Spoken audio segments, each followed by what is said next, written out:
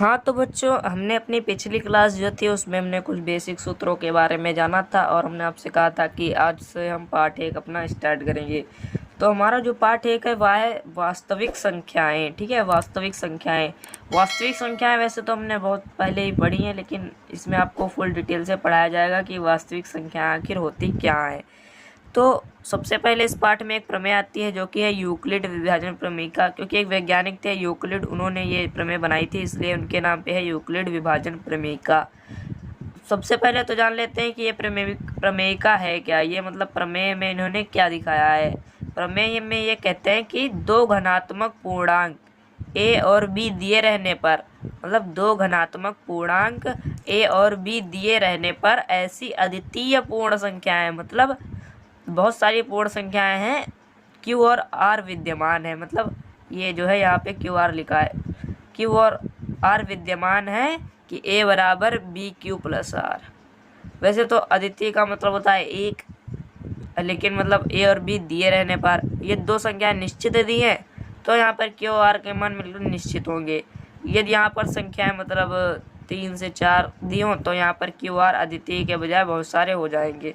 तो यहाँ पर अद्वितीय पूर्ण संख्याएं क्यू और आर विद्यमान है। ठीक, और ये इस रूप में जो है प्रमेय है। तो ये प्रमेय क्या कहती है, जैसे इस प्रमेय से सबसे पहले हम एक उदाहरण के बारे में जानते हैं। जैसे कि कोई आपसे कहता है कि हमको जो है 10 से 7 को भाग देना है, तो आप क्या करते हो, 10 ऐसे लिखते हो, 7 मतलब कहते हैं 10 को 7 से भाग दो, तो यहाँ पर 10 है और 10/7 ऐसे लिखते हो आप। ये गलत है, तो 10/7 लिखते हो, ऐसे काट लो, या फिर आप इसको ऐसे भी भाग दे सकते हो। 10 लिखा है, 7 एकम 7, 3 बचे।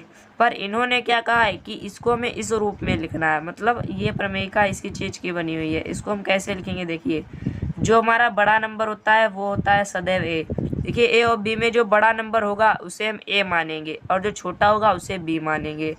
तो या जिससे भाग देने को कहेगा उसे हम बी मानेंगे और जिसको भाग देना है उसे ए मानेंगे। ठीक है, तो यहाँ पर 10 को भाग देना है तो हम यहाँ पर लिखेंगे 10, इस रूप में लिखना है। यहाँ पर ए का मान हो गया 10 बराबर B Q plus R, B भी हमें दिया है 7। अब देखो, क्यू और आर का हमें ऐसा मान रखना है ये समीकरण संतुलित हो जाए। संतुलित भाई कैसे होगा, देखो, चूँकि अगर हम यहाँ पर देखो बी और क्यू गुणा में है तो हमने गुणा लगा लिया। अब q प्लस आर तब तक हम ऐसे ही रखते हैं। ठीक है, अब हम थोड़ा ध्यान दें, अगर तो देखें हैं तो यहाँ पर q का क्या मान रखें कि ये इसके बराबर हो जाए। देखो, अगर हम यहाँ पर 2 रख देंगे तो 7 दूनी 14 और इधर 10 है तो ये वाला पद ज़्यादा हो जाएगा। अभी इसमें और जोड़ना भी है तो और भी ज़्यादा हो जाएगा, तो नहीं होगा। तो q का मान 2 नहीं रख सकते। और अगर यहाँ पर हम q का मान 1 रख दें तो 7 एकम 7 हो जाएगा, 10 से छोटा रहेगा। फिर प्लस भी करना है तो इसमें +3 कर देंगे तो 7 और 3 10 हो जाएगा। तो यहाँ पर गुणे में 1 लिखेंगे, जो q बराबर 1 ले लेंगे।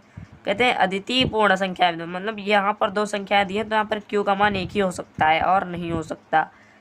और r जो है तो देख सकते हैं यहाँ पर 7 एकम 7 हो गया है, और प्लस क्या जोड़ दें इसके बराबर हो जाए, 3 जोड़ दें। ठीक है, ये आपको अपने आप से सोचना पड़ेगा ये कितने बार में जा रहा है, कितने बार जाएगा। आपको ऐसा सोचना है ये इस संख्या से कम रहे और जो शेष फल आए वो इस 7 से भी कम हो। ऐसा नहीं है शेष फल ये b के बराबर हो जाएगा, ऐसा कभी भी नहीं होगा कि r बराबर b हो जाए। ठीक है, q बड़ा हो सकता है लेकिन r नहीं हो सकता, तो r जो है सदैव छोटा ही रहेगा b से।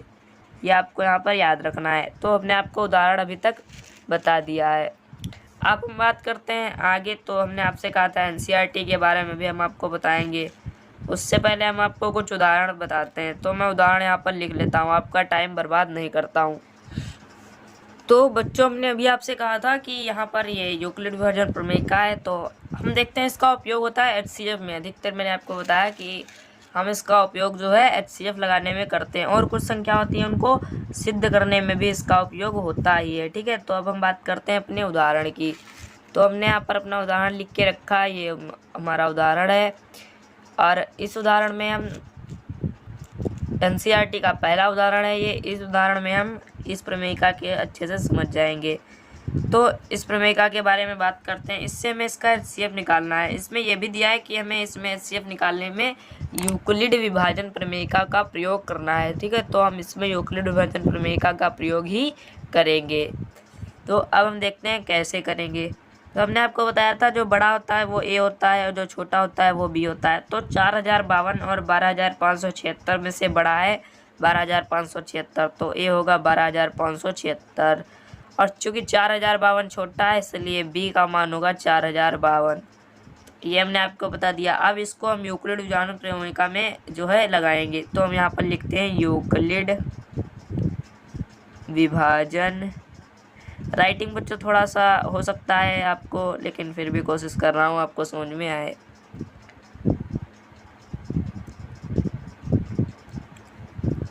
प्रमेयिका द्वारा, तो देख सकते हैं आप यूक्लिड विभाजन प्रमेयिका द्वारा होता है ए बराबर बी क्यू प्लस आर।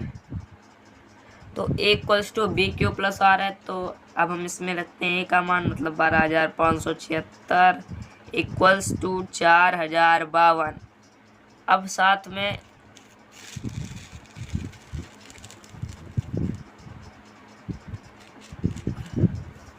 तो हमने इसका मान रखा है, तो 12576 इक्वल्स टू 4052 इंटू यहाँ पे हमें क्यू का मान लिखना है और प्लस कितना जोड़ दें, कितने से गुणा करके कितना जोड़ दें कि ये वाला इतना आ जाए, मतलब ए के बराबर हो जाए।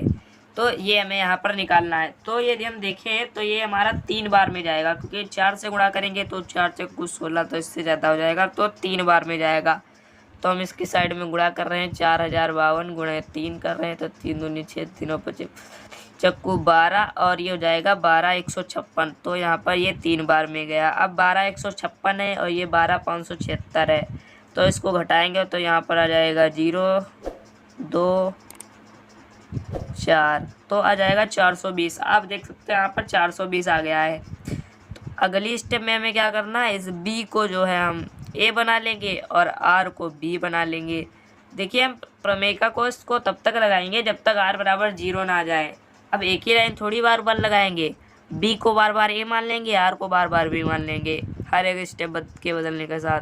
तो अगला स्टेप हमारा आएगा 4052 इक्वल्स टू 420, ठीक है, और इंटू यहाँ पर बी और प्लस आर लिखेंगे। तो बी क्यू प्लस आर के लिए क्यू का मान देखते हैं क्या होगा। यहाँ पर 4000 है, तो ये लगभग जाएगा 10 उस बार में जाएगा, तो 10 बार में जाएगा तो 4200 जाएगा, 9 बार में जाएगा मेरे को लगता है। तो 420 गुणा 9 करते हैं तो 0 18 और 37, बिल्कुल 3780 आ रहा है 9 बार में। और 3780 को इससे घटा देंगे तो 4052 में से घटा देंगे 3780, तो ये आ जाएगा यहाँ पर 2 और 5 में से जाएगा नहीं, 15 में से 8 गए 7, यहाँ 9 में से 7 गया तो बचेगा 2, कुछ भी नहीं बचेगा, 272, ठीक है, यहाँ पर 272 हो गया। अब हम 420 वाला पद बी को जो है फिर से ए मान लेंगे और आर को फिर से बी मान लेंगे। तो ये 272 है, 420 है, डबल करेंगे तो बहुत 400 से ज़्यादा ही हो जाएगा, तो डबल नहीं कर मिलेगा, एक ही बार में जाएगा। तो क्यू का मान है 1 और प्लस आर, इसको देखते हैं घटा के ये कितना आता है। तो इसको घटाते हैं, जब, तो यहाँ पर 10 में से 2 गया 8 और यहाँ पर 1 बचेगा, गया हमसे 7 जाएंगे 4 और 3 148 बचेगा, ठीक है। तो इसको फिर से 272 से इसको डिवाइड करेंगे और यहाँ पर होगा 148। तो 148 के हिसाब से इंटू यहाँ पे हमें बी का मान चाहिए और प्लस यहाँ पे हमें आर का मान चाहिए। तो अब इस बी और आर का मान कैसे निकलेगा, यहाँ पर देख सकते हैं 148 यानी लगभग 150 है, दुगुना 300 हो जाता है, तो ये ज़्यादा हो जाएगा, तो इसलिए एक ही बार में जाएगा। अब हम इसका शेष देख लेते हैं, तो 1 इससे घटा देंगे इसको, तो 12 में से 8 जाएंगे, बचेंगे 4 और यहाँ पर बचेगा 6 में से 4 गए 2, 124 बचेगा, ठीक है। तो 124 बचेगा। अब हम अगली लाइन में 148 को ए मान लेंगे और 124 को बी मान लेंगे। तो 148 इक्वल्स टू 124 और इसकी गुणा करेंगे तो ये एक ही बार में जाएगी, वरना डबल तो बहुत ही हो जाएगी। और प्लस देख सकते हैं यहाँ पर 8 में से 4 गए 4 और 4 में से 2 गए 2, 24 ही आर बचेगा। अगली लाइन तो आप समझ ही गए होंगे, फिर से हम अपना जो है वही वाला पद यूज करेंगे जो हम पिछले में कर रहे हैं। तो 124 लिखेंगे इक्वल्स टू, यहाँ पर हम फिर से 24 लिखेंगे इंटू यहाँ पर बी और प्लस आर लिखेंगे। तो कितनी बार जाएगा, आपको क्या लगता है 24 से जाएगा तो हम देखते हैं तो 25 चक्कू 100 होता है, 25 पंचे 125, और तो 24 पंचे करें तो 120 होगा मेरे हिसाब से। तो 24 पंचे अगर कर लें तो 120 और प्लस 4, ये चीज़ हो गई। ठीक है, तो आप चाहो तो गुणा कर लो यदि आपको नहीं पढ़ा आता है 24 का। तो अब हम इसको 24 को आगे लेंगे इक्वल्स टू 4। अब आप देख सकते हो यहाँ पर 4 अगर मैं इंटू 6 करूँ तो ये 4 से 24 पूरा पूरा बना देगा। और आर, अब आप सोच रहे हो आर तो यहाँ पर होगा ही नहीं, क्यू तो है, बी भी है, ए भी है, पर यहाँ पर आर जो है नहीं होगा। आप यदि ऐसा सोच रहे हो तो आप गलत हो। आर होगा पर क्या होगा, 0 होगा। जो यहाँ पर क्या हो गया, आर बराबर 0 आ गया। ठीक है, तो यहाँ पर आर बराबर 0 आ गया, इसलिए यहाँ पर जो बी होता है हमारा ये भाजक, जिससे हम भाज देते हैं, तो यही हमारा क्या होता है, HCF होता है। तो इसका हमारा HCF क्या है, 4 है। ठीक है, इस प्रकार से हम इस उदाहरण को हल कर सकते हैं। तो अब हम हल करेंगे अपनी डायरेक्ट अभ्यास, क्योंकि NCERT में कुछ और भी उदाहरण है। तो यदि आप कमेंट करेंगे तो हम उन उदाहरणों का भी वीडियो बाद में बना देंगे। फिलहाल हम NCERT के प्रश्नावली ही हल करेंगे। तो चलते हैं प्रश्नावली की ओर। तो बच्चों, हमने आज यूक्लिड विभाजन प्रमेय का और एक उदाहरण देखा। प्रश्नावली हम अगले पार्ट में करेंगे। तब तक आप इसका रिवीजन करिए और NCERT में कुछ उदाहरण और हैं और उन्हें हल करें।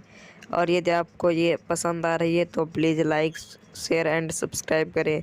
जो बच्चे आपके दोस्त हैं और कल क्लास 9 10th में हैं उनके पास तो ये वीडियो ज़रूर ही पहुंच जाए। ठीक है, मिलते हैं अगली वीडियो में।